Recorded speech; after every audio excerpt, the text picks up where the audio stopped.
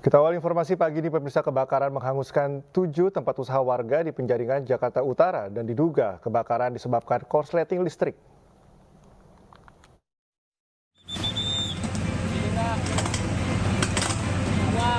Api dengan cepat melalap 7 tempat usaha di Jalan Jembatan 3 Penjaringan, Jakarta Utara. Adanya bahan kimia dan material mudah terbakar membuat api dengan cepat membesar hingga terjadi perambatan. Kebakaran diduga akibat korsleting listrik ari kabel keluar yang akhirnya membakar rumah makan dan toko cat. Kebakaran diduga akibat korsleting listrik dari kabel udara yang akhirnya membakar rumah makan dan toko cat. Proses pemadaman cukup memakan waktu mengingat adanya bahan kimia yang berbahaya. Bahkan salah seorang petugas mengalami luka ringan akibat terjatuh saat memadamkan api. Total sebanyak 15 unit mobil dan 60 personil dikerahkan untuk memadamkan api. Info awal katanya sih dari warteg nih, warteg sebelah sini. Cuman katanya nggak bisa dimatiin, nyebar ke samping bangunan sebelah sini. Nah, ini yang kebakar apa aja Bang? Ini warteg, ini toko api, pabrik roti. Total semua ada berapa bangunan? Kalau bangunan ke dalam masih banyak lagi. Meski tidak ada korban jiwa, namun kerugian diperkirakan mencapai miliaran rupiah. Dari Jakarta, Sofyan Firdaus, iNews melaporkan. Akibat kebocoran gas 3 kg, puluhan rumah di Penjaringan, Jakarta Utara rusak akibat ledakan. Selain merusak rumah, 3 orang warga mengalami luka, di mana 1 diantaranya kritis akibat luka bakar.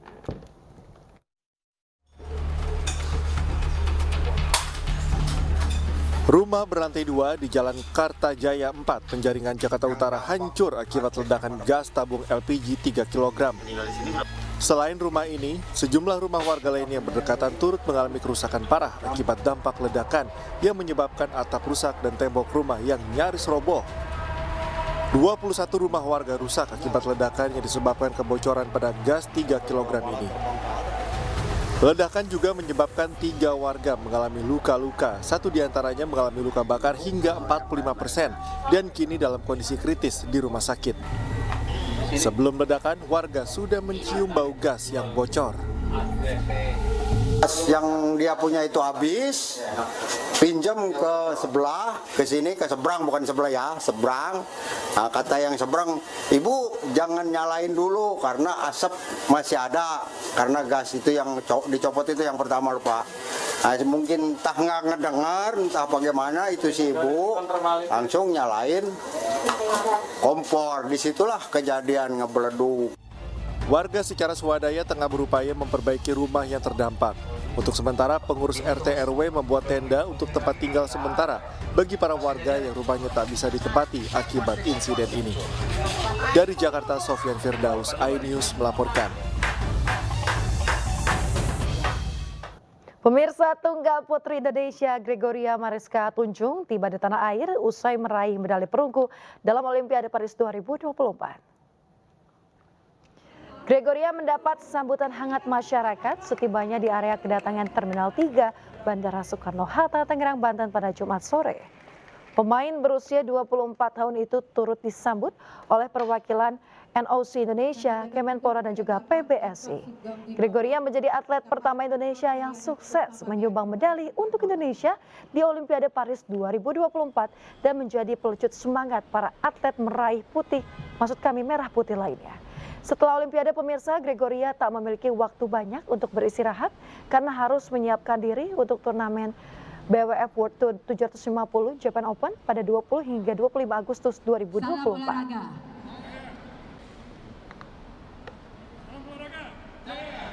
Jujur dari awal ketegangan yang saya rasakan itu berbeda dengan pertandingan biasanya karena bisa dibilang Olimpiade ini adalah turnamen yang yang sangat tinggi untuk bulu tangkis karena diadakan 4 tahun sekali, jadi pasti targetnya juga nggak main-main. Cuma setelah waktu berjalan, persiapan yang bagus, saya rasa di beberapa minggu sebelum bertanding saya merasakan kepercayaan diri sih, karena mungkin dari latihan juga persiapannya cukup bagus dan itu membuat saya lebih percaya diri untuk bertanding di Olimpiade. Pemirsa, Presiden Republik Indonesia Joko Widodo melakukan video call kepada Fedrik Leonardo dan Rizky Juniansyah usai meraih medali emas Olimpiade Paris 2024. Dalam perbincangan itu, Jokowi memberikan selamat dan apresiasi langsung kepada Yedrik dan Rizky.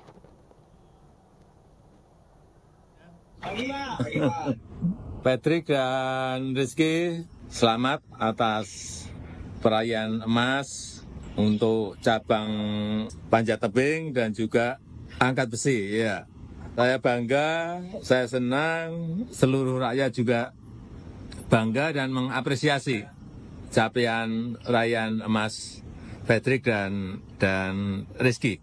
Dan ini menjadi kado istimewa bagi perayaan kemerdekaan Indonesia yang ke-79. Sekali lagi terima kasih. Ya Pak, terima kasih banyak ya Pak. Banyak kembali Pak. Dan juga salam hangat kepada para pelatih dan ofisial yang mendampingi para atlet. Siap Pak, siap. Kapan pulang? Tanggal 12 Pak, pulangan Pak. Tanggal 12. Indonesia tanggal 13. Iya Pak. Bareng semua, Rizky Fedrik barengan pulangnya. Pak. Ya udah, saya tunggu kepulangannya di tanah air. Nanti sampai ketemu. Ya, sampai ketemu di sana. Ya. Ya Pak. Terima kasih. Sehat-sehat semuanya. Pemirsa, Presiden Joko Widodo mengapresiasi raihan medali emas dan juga perunggu di Olimpiade Paris 2024. Presiden berjanji akan memberikan bonus kepada atlet peraih medali. Saya sangat senang, saya sangat mengapresiasi dan juga masyarakat saya kira semuanya senang semuanya terhadap perolehan emas dari Fedrik Leonardo di panjat tebing dan juga baru saja Rizky Juniansyah juga di angkat besi. Saya kira negara mengapresiasi, rakyat juga. Pemirsa, polisi memeriksa 6 saksi dalam kasus pencabulan santriwati oleh oknum pimpinan pesantren di Karawang, Jawa Barat. Keluarga korban meminta polisi segera menangkap dan juga mengadili pelaku.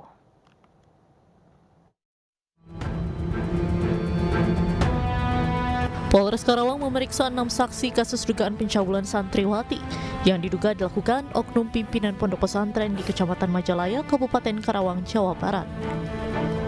Pemeriksaan dilakukan secara maraton mulai dari Rabu sore hingga Kamis malam. Selain para korban, polisi juga periksa dan minta keterangan dari orang tua atau wali para korban. Saat ini Satreskrim Polres Karawang, terutama unit TPA, sudah melakukan pendalaman. Kita sudah memeriksa beberapa saksi. Kemarin ada beberapa memang rekan-rekan dari pondok pesantren yang kita duga sebagai korban datang ke sini. Sementara masih 6. Besok rencananya kita akan melakukan upaya lagi dan mungkin akan kita tambah saksi kita akan tambah. Sebelumnya, kuasa hukum korban Saiful Rohman menyampaikan bahwa diduga oknum pimpinan Ponpes melakukan aksi pencabulan terhadap 20 santriwati. Aksi bejat itu dilakukan terduga pelaku dengan modus memberikan hukuman kepada santriwati. Terkait hal tersebut, pengacara beserta keluarga korban berharap terduga pelaku segera ditangkap untuk diadili. Dari Karawang, Jawa Barat, Rudi Autiawan, iNews melaporkan. Puluhan santri menggelar aksi damai tolak miras di depan salah satu pabrik di kawasan industri modern Cikande, Serang, Banten. Warga resah karena pabrik itu diduga telah mengedarkan minuman beralkohol di wilayah Kabupaten Serang.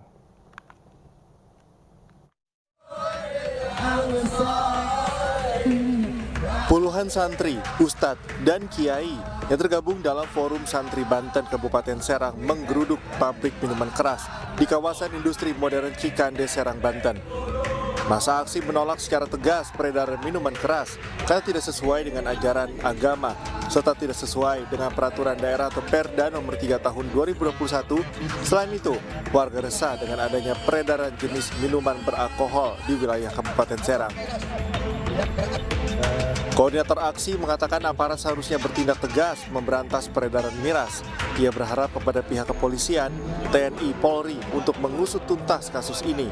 Ia tidak ingin jika kalangan anak muda dirusak oleh miras dan narkoba. miras ini ada di tengah-tengah masyarakat, terutama kecil, dan juga apabila kita menemukan yang mengkonsumsi ada di bawah umur, maka kita akan tindak tegas dan laporkan kepada pihak berwajib, dan perusahaan harus mengetahui dan harus dikasih peringatan oleh pemerintah. Kita memang memproduksi minuman anggur. Berapa jenis, Pak? Ada 2 jenis anggur. Terus sesuai dengan Perda diedarkan di mana, Pak? Edaran produksi kami diedarkan di seluruh Indonesia yang Perdanya mengizinkan. Sekali lagi, diedarkan di seluruh Indonesia yang Perdanya mengizinkan. Jadi kami tidak ada satupun distributor di seluruh Indonesia di daerah yang Perdanya tidak mengizinkan. Sementara itu dari pihak perusahaan mengatakan tidak pernah mengedarkan minuman jenis alkohol di wilayah Kabupaten Serang karena Perda Kabupaten Serang melarang hal tersebut. Selain itu, untuk keluar masuk barang miras dari perusahaannya diawasi sangat ketat. Yang ia takuti adalah salah satu oknum yang melakukan peredaran miras.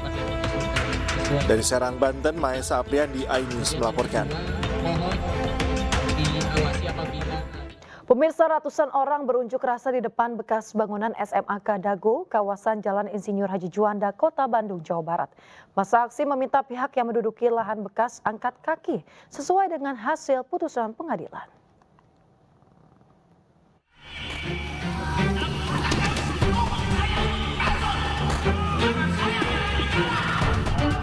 Merasa menang di tingkat pengadilan, masa dari pihak SMAK Dago atau Yayasan YBP SMAK JB mendatangi lahan bekas bangunan SMAK Dago di kawasan Jalan Insinyur Haji Juanda, Kota Bandung, Jawa Barat untuk melakukan aksi unjuk rasa. Masa mendesak pihak yang kini menduduki lahan bekas SMAK Dago itu meninggalkan lahan itu sesuai dengan hasil pengadilan karena dinilai sudah tidak ada kepentingan lagi. Untuk menghindari bentrokan, puluhan aparat kepolisian dari Polrestabes Bandung diterjunkan ke lokasi untuk mengamankan jalannya unjuk rasa. Yang diduga mengaku-ngaku sudah beli dari PLK 2015, itu hal yang tidak logis. Karena 2017 kita juga masih ada gugatan dari PLK terhadap PPK SMKJB. Bagaimana mungkin pihak yang masih menggugat, artinya belum memiliki, bisa menjual kepada pihak lain? Artinya kan ada dugaan masih sengketa. Artinya di situ ada dugaan memasukkan keterangan tidak benar dan fakta otentik. Ya, ada dugaan seperti itu. Setelah melalui proses negosiasi antara kedua belah pihak, sejumlah perwakilan massa pun akhirnya diperbolehkan masuk ke lahan SMAK Dago itu untuk melakukan mediasi dengan pihak yang kini menduduki lahan itu. Dari Bandung, Jovita Meilana melaporkan.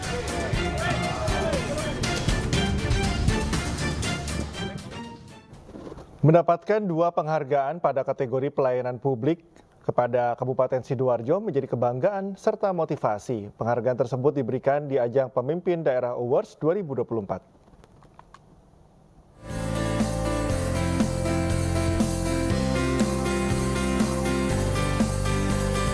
Meraih 2 penghargaan dalam kategori pelayanan publik menjadi sebuah kebanggaan bagi Kabupaten Sidoarjo dan memotivasi untuk terus berkembang dan meningkatkan pelayanan publik.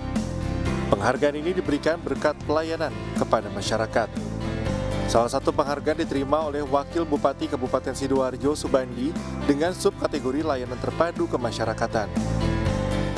Tentunya kita sebagai pimpinan daerah sangat bangga sekali, mudah-mudahan dengan mendapatkan piagam pada hari ini terus mensupport kita untuk bekerja yang lebih baik, transparan, bersih, terutama untuk pembangunan Sidoarjo yang lebih baik.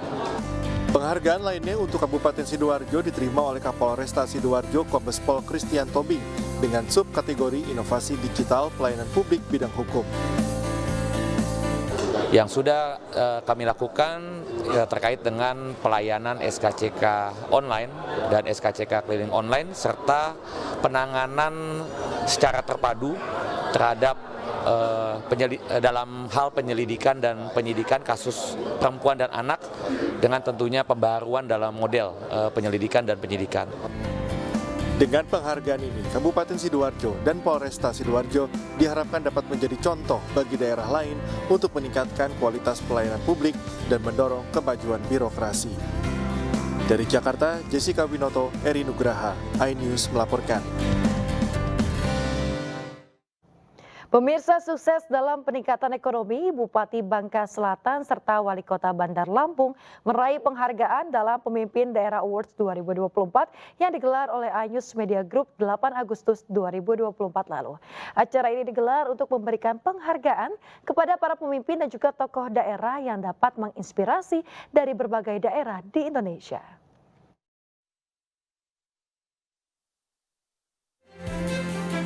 Bupati Bangka Selatan Riza Herdavid meraih penghargaan Pemimpin Daerah Awards dalam kategori peningkatan ekonomi. Selain itu, Wali Kota Bandar Lampung Eva Dwiana meraih penghargaan dalam kategori yang sama dalam peningkatan ekonomi di Bandar Lampung. Kedua pemimpin daerah ini mengaku bahwa meningkatkan dan mendukung kegiatan UMKM adalah salah satu strategi yang sukses untuk meningkatkan ekonomi di daerahnya masing-masing. Mendukung UMKM dengan berbagai program juga menjadi cara untuk menggapai target ke depan dalam meningkatkan ekonomi di daerah Bandar Lampung dan Bangka Selatan. Ya, saya sangat apresiasi dan terima kasih. Kami berdua ini kebagian ngambil aja sebetulnya. Ini adalah hak rakyat kami. Ketika rakyat memberikan kepercayaan amanah itu kepada kami hanya kebagian mengambil penghargaan. Sesungguhnya penghargaan ini didapatkan oleh rakyat Bangka Selatan. Gitu. Ya, kami galakkan terus. Makanya untuk bantuan UMKM kan jalankan terus. Bagaimana pelaku UMKM dari kami mendapat bantuan modal gratis dari pemerintah Kabupaten Bangka Selatan. Untuk pelaku UMKM di Bangka Selatan tetap semangat, jangan khawatir. Kami dan Ibu Wakil Bupati akan selalu ada buat kalian. Bagaimana secara usaha pelaku UMKM di Kabupaten kita jauh lebih baik ke depannya. Mohon doanya. Ini untuk warga masyarakat Bandar Lampung, pemerintah Kota Bandar Lampung dan juga wabil khusus penggiat usaha UMKM yang ada di Bandar Lampung. Selamat kepada semua penggiat usaha, terus kita berprestasi untuk Bandar Lampung, apalagi UMKM kita yang ada di Bandar Lampung. Pemerintah Kota Bandar Lampung memprioritaskan semua penggiat usaha mendapatkan pinjaman tanpa bunga. Terus berprestasi untuk Bandar Lampung yang kita cintai. Dengan diraihnya penghargaan ini diharapkan kedua daerah bisa terus konsisten dalam memajukan sektor UMKM dan meningkatkan kualitas hidup masyarakat. Dari Jakarta, Hamzah Hasibuan, Nadifa Adin, iNews melaporkan. Gerakan sosial peduli lingkungan, ratusan warga berpartisipasi dalam aksi bersih-bersih Pantai Ladong di Kecamatan Masjid Raya, Kabupaten Aceh Besar. Sejumlah partisipan dilibatkan dalam kegiatan ini, diantaranya para siswa SMP Negeri 3 Masjid Raya, mahasiswa startup, dan komunitas pecinta lingkungan di Aceh. Para peserta memulai aksi memungut sampah di kawasan pantai sepanjang hampir setengah kilometer. Gotong royong ini berhasil mengumpulkan ratusan kilogram sampah organik dan non-organik. Selain aksi bersih-bersih juga diberikan edukasi tentang menjaga kebersihan dan pengolahan sampah dan dari Amanah bersama Water Sanitation and Hygiene Consultant dari UNICEF.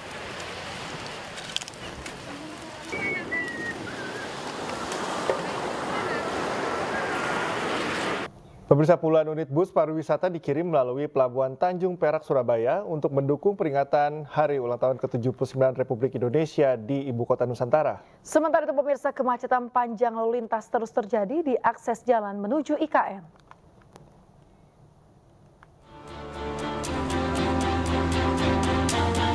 Sebanyak 70 unit bus pariwisata dikirim ke Balikpapan, Kalimantan Timur melalui Pelabuhan Tanjung Perak, Surabaya, Jawa Timur. Pengiriman puluhan bus pariwisata ini menggunakan kapal KM Dharma Ferry 7. Bus-bus ini dikirim untuk mendukung kesuksesan pelaksanaan peringatan HUT ke-79 Republik Indonesia di Ibu Kota Nusantara. Pengiriman dilakukan secara bertahap sejak kemarin. Jumlah kendaraan bus yang diberangkatkan 70 unit, 59 unit sudah proses pemuatan hari ini, kemudian besok sandar ulang akan memuat kembali 11 unit bus. Puluhan bus yang dikirim ini telah memenuhi sejumlah persyaratan, diantaranya lolos rem cek, memiliki dokumen lengkap seperti STNK, syarat uji kelayakan KIR, izin penyelenggara wisata KPS, dan dipastikan dalam kondisi aktif selama event berlangsung. Dari Surabaya, Jawa Timur, Sony Hermawan, iNews melaporkan.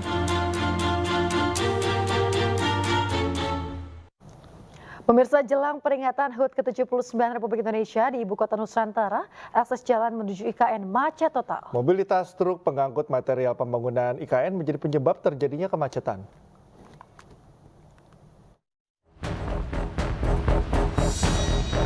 Seperti inilah kondisi terkini di akses jalan menuju kawasan Ibu Kota Nusantara. Kendaraan mengular hingga 1 km. Titik terparah terjadi di jalan depan Pasar Rebo Sepaku dan di jalan di kawasan Desa Bumi Harapan hingga mendekati area masuk ke IKN. Mobilitas tinggi kendaraan pengangkut material proyek IKN jadi salah satu penyebab kemacetan. Ditambah jalan ini menjadi satu-satunya akses utama menuju kawasan IKN. Sementara untuk menyambut kedatangan tamu VIP jelang peringatan kemerdekaan 17 Agustus mendatang, aparat mengerahkan personilnya untuk bersiaga di titik rawan kemacetan. Rute nanti yang akan kita lewati tamu VIP dan tamu undangan dari bandara langsung kita lewatkan ke jalur Manggar kilometer 13, terus tol IKN, terus dilanjutkan Simpang Riko, terus Pamaluan, terus IKN. Di tiap rute yang akan kita lewati nanti akan kita pasang anggota. Polisi mengerahkan aparat dari satuan gabungan untuk mensukseskan rencana peringatan kemerdekaan 17 Agustus dari Ibu Kota Nusantara. Dari Penajam Pasir Utara, Kalimantan Timur, Mukmin Aziz, iNews melaporkan.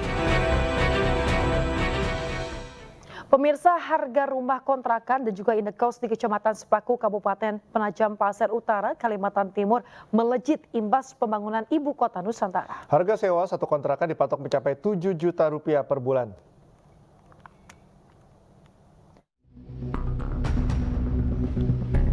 Misno Prasetyo, warga Desa Bumi Harapan Sepaku ini tengah menyelesaikan pembangunan usaha rumah indekos miliknya. Indekos ini nantinya dilengkapi dengan mesin pendingin ruangan di setiap kamarnya dan dipastikan sudah terisi jelang HUT RI. Misno yang sebelumnya memiliki usaha tambak lele ini memilih usaha rumah indekos karena melihat peluang usaha yang lebih menguntungkan dengan adanya pembangunan Ibu Kota Nusantara. Untuk harga sewa per kamarnya, Misno mematok harga 6 juta rupiah per bulan. Ia pun melayani permintaan sewa harian seharga Rp500.000. Harga sewa yang terbilang tinggi ini didasari faktor tingginya biaya ketersediaan air bersih di wilayah terdekat IKN ini. Karena untuk pengeluaran sendiri sebenarnya banyak dari air terutama air itu kalau di sini satu tandon itu 1.200 liter itu sekitar 80 sampai 100 ribu satu tandon. Tak hanya indekos, harga sewa rumah kontrakan juga ikut melambung tinggi, mencapai 7 juta rupiah per bulan atau 80-an juta rupiah per tahun. Angka ini naik signifikan karena tingginya harga material bangunan di kawasan IKN. Rumah kontrakan dan indekos di wilayah ini umumnya telah disewa para tamu dan pekerja proyek bangunan Ibu Kota Nusantara. Dari Penajam Pasir Utara, Kalimantan Timur, Mukmin Aziz, iNews melaporkan. Pemirsa, gelaran festival Like kedua yang dihadirkan Kementerian Lingkungan Hidup dan Kehutanan menghadirkan beragam keseruan dan juga kegiatan menarik. Ya, festival Like kedua berlangsung hingga 11 Agustus 2024. 2, 1, silakan! Setelah sukses Festival Like perdana tahun 2023, Kementerian Lingkungan Hidup dan Kehutanan KLHK kembali menggelar Festival Lingkungan Iklim Kehutanan Energi atau Like kedua tahun 2024 yang berlangsung pada 8 hingga 11 Agustus 2024 di Hall A dan B JCC Jakarta. Acara dibuka langsung oleh Menteri Kehutanan dan Lingkungan Hidup Siti Nurbaya. Festival Lingkungan Iklim, Kehutanan, dan Energi Baru Terbarukan atau disingkat sebagai LIKE. Dengan demikian, dengan mengucapkan Bismillahirrahmanirrahim, kita bersama-sama membuka secara resmi seluruh rangkaian acara Festival LIKE 2 tahun 2024. Sementara pada penyelenggaraan hari kedua festival, Presiden Republik Indonesia Joko Widodo menyerahkan sertifikat layanan dana masyarakat dan layanan pembiayaan ekonomi sirkular kepada 15 orang perwakilan penerima, serta pemberian SK Tora SK Perhutanan Sosial Permajaan Sawit Rakyat.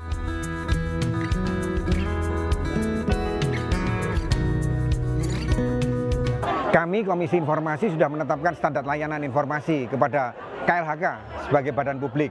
Nah, PPID ini tidak hanya di pusat, karena KLHK kan punya UPT. Nah, setiap UPT harus ada PPD pelaksana. Nah, ini KLHK masih punya 29 dari 290-an, 270-an lebih lah. Festival ini juga dimeriahkan pameran dari 57 booth, mulai dari unsur pemerintah, organisasi internasional, kementerian, lembaga, dan juga dari komunitas lingkungan.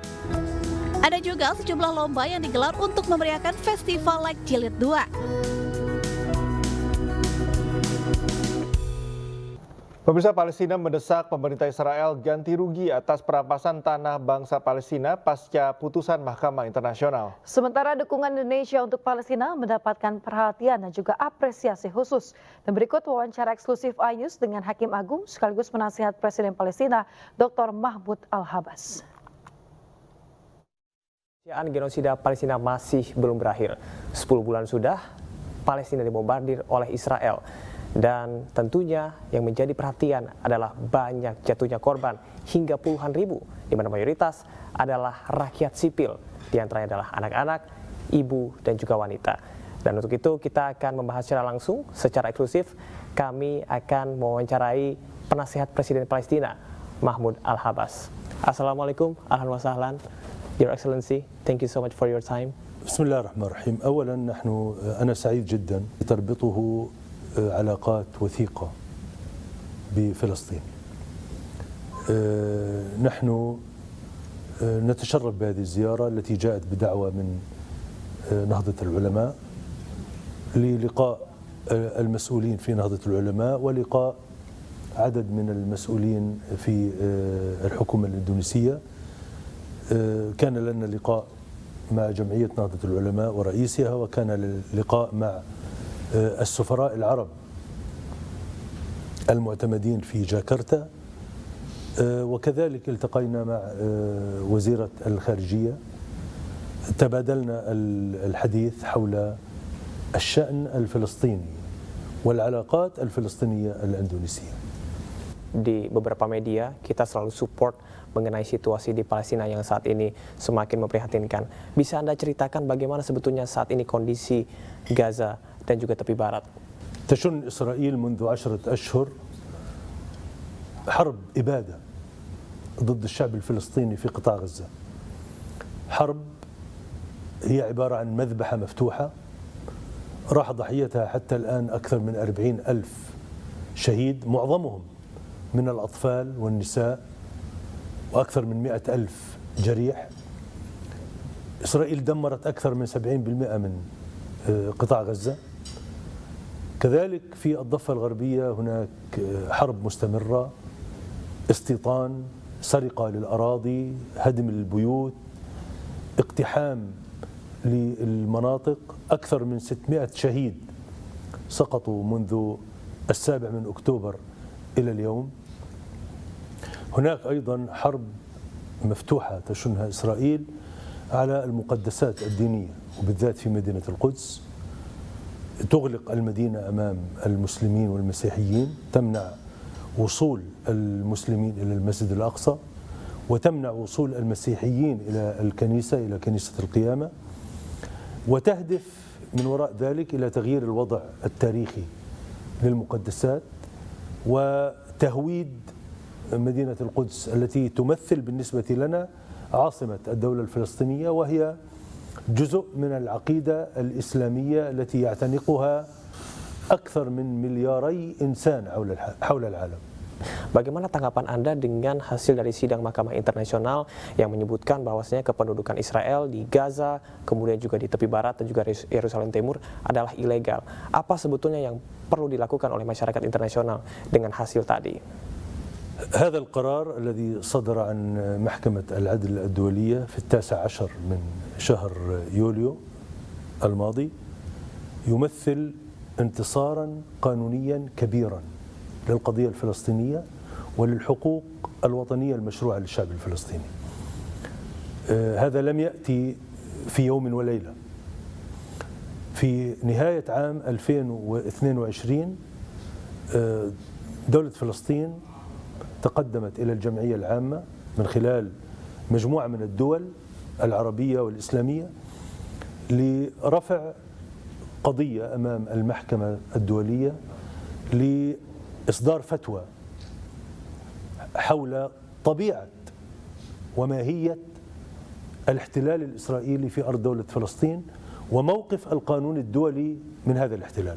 هذا الرأي الاستشاري من محكمة العدل الدولية يمثل قاعدة قانونية تتوافق مع القانون الدولي ويجب تنفيذها وتطبيقها من جميع الدول، لأن المحكمة طلبت من جميع الدول تنفيذ أحكام هذا الرأي الذي يعتبر أن الاحتلال الإسرائيلي في دولة فلسطين الاحتلال الذي بدأ عام 67 هو احتلال غير قانوني وغير شرعي ويتعارض مع القانون الدولي ويجب إنهاؤه فورا، كما أن كل الأنشطة الاستيطانية الإسرائيلية في الأرض الفلسطينية المحتلة هي أنشطة غير قانونية وغير شرعية، ويجب إنهاء كل أشكال الاستيطان القديم والجديد في فلسطين بشكل فوري، ويجب تعويض الشعب الفلسطيني عن كل سنوات الاحتلال وكل سنوات المعاناة التي عاشها الشعب الفلسطيني تحت الاحتلال. Thank you so much, Your Excellency. Thank you, sir. Oke. Dan pemirsa, itu tadi perbincangan kami bersama dengan Mahmud Al-Habas selaku penasihat Presiden Palestina. Sejumlah perjuangan masih terus dilakukan dan tentunya dukungan dari dunia internasional termasuk Indonesia masih harus terus ditegakkan untuk kemerdekaan Palestina. Saya Camar Hayenda dan juga Leman. Sampai jumpa di program dan juga spesial dialog selanjutnya. Pemirsa, Bupati Kabupaten Talaut Eli Engelbert Lasut meraih penghargaan dalam Pemimpin Daerah Awards 2024 yang digelar oleh iNews Media Group 8 Agustus 2024. Acara digelar untuk memberikan penghargaan kepada para pemimpin dan juga tokoh daerah yang dapat menginspirasi dari berbagai daerah di Indonesia.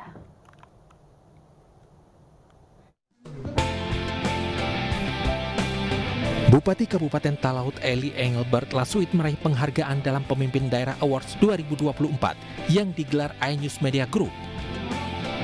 Eli dinilai berhasil membangun infrastruktur untuk mendukung perekonomian di Kabupaten Talaut. Usai menerima penghargaan, Eli menyatakan dirinya melakukan pemetaan wilayah sebelum melakukan terobosan untuk meningkatkan perekonomian di Talaut. Kini kita sudah oleh Kementerian Desa dikategori sebagai desa maju dan mandiri. Semuanya itu disebabkan oleh langkah-langkah kita untuk memperbaiki infrastruktur, antara lain kita perbaiki infrastruktur pendidikannya, kita perbaiki infrastruktur kesehatannya, sekolah dan rumah sakit, begitu juga infrastruktur IT-nya. Sehingga kita bisa menyesuaikan dengan tuntutan saat ini bahwa IT adalah salah satu instrumen yang wajib kita kembangkan untuk mengelola pemerintahan dan kemasyarakatan. Begitu. Eli menambahkan pihaknya kini juga tengah menyiapkan sejumlah strategi, di antaranya menyediakan lahan untuk kawasan ekonomi khusus, kurang lebih 500 hektare, serta menyiapkan kawasan pelabuhan, rumah sakit yang juga sudah ada di kawasan tersebut. Dari Jakarta, Hamzah Hasibuan, Nadifa Adin, iNews melaporkan. Pemirsa, Polda Metro Jaya akan merekayasa lalu lintas saat kirap bendera pusaka dalam rangka HUT ke-79 Republik Indonesia pada pukul 7 pagi ini dari Monas ke Halim Perdana Kusuma. Penutupan lalu lintas akan dilakukan secara bertahap. Kirap bendera pusaka rencananya dimulai dari Jalan Merdeka Barat sisi timur, Jalan MH Tamrin sisi timur, Jalan Jenderal Sudirman sisi timur, hingga Simpang Semanggi. Kemudian Jalan Jenderal Gatot Subroto sisi utara melalui flyover Kuningan, Jalan MT Haryono sisi utara hingga flyover Pancoran, Jalan Cawang dan tiba di Halim Perdana Kusuma. Rekayasa lalu lintas ini berlangsung situasional pada beberapa ruas jalan yang bersinggungan dengan rute kirap mulai pukul 7 hingga 10 waktu Indonesia Barat.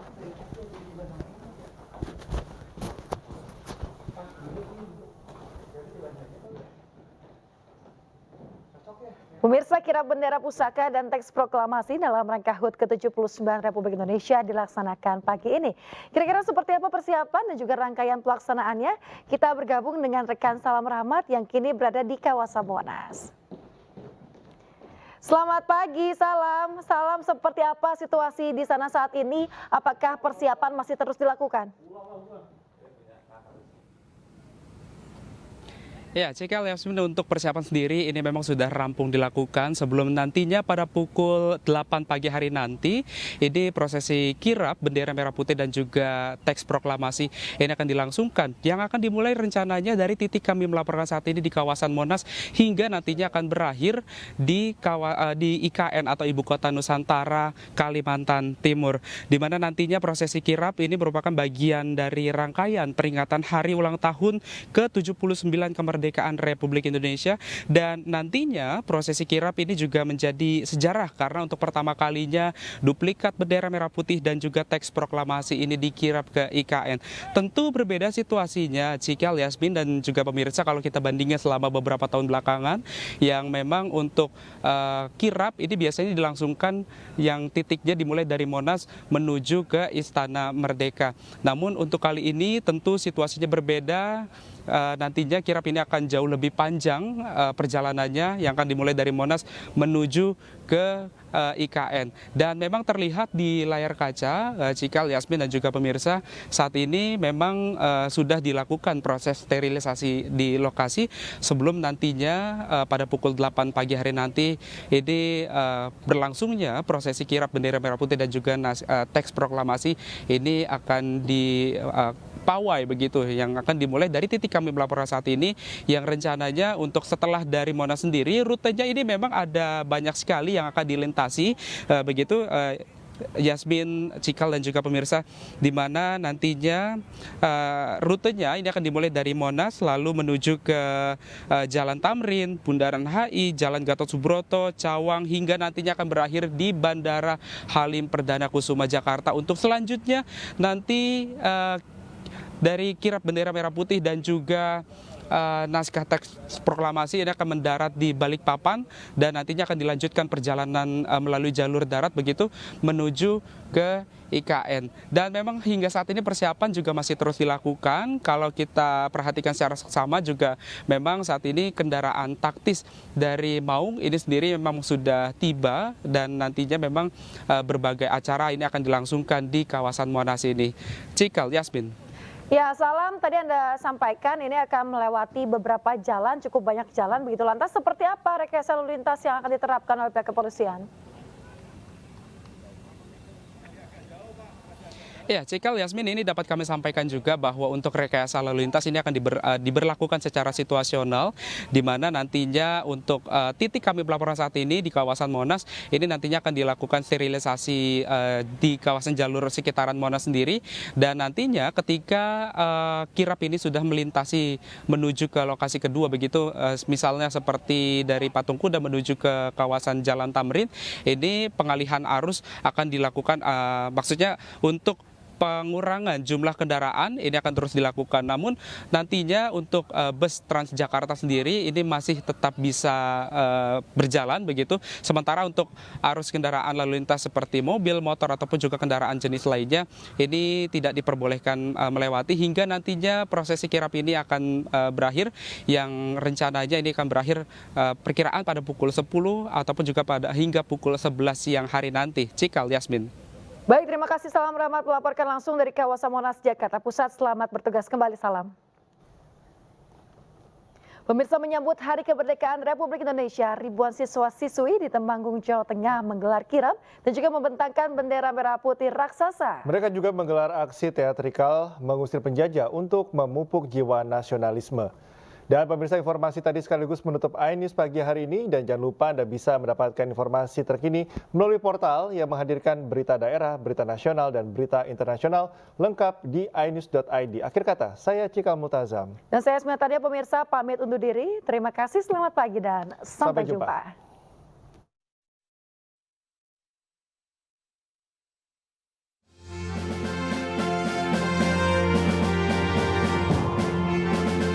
Bendera raksasa berukuran 35 kali 15 meter dibentangkan para pelajar di tengah alun-alun Temanggung, Jawa Tengah.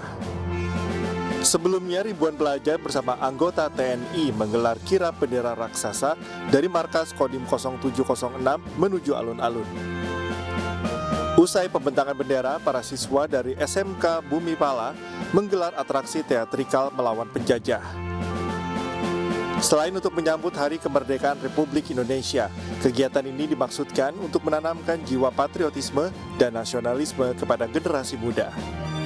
Mengibar bendera raksasa itu juga pengalaman baru bagi saya, karena yang sebelumnya saya cuma mengibarkan bendera yang kecil, tapi sekarang kesempatan menjadi mengibar bendera yang raksasa. Patriotik mereka harus bangkit, ya, merah putih di daerahku harus betul-betul tertanam pada para pelajar, karena mereka adalah generasi muda yang nanti menggantikan kita semua dan juga nanti yang akan mengisi kemerdekaan kita. Rangkaian acara ini ditutup dengan pertunjukan tari soreng, kesenian khas tradisional Temanggung. Dari Temanggung, Jawa Tengah, Didik Dono Hartono, iNews melaporkan.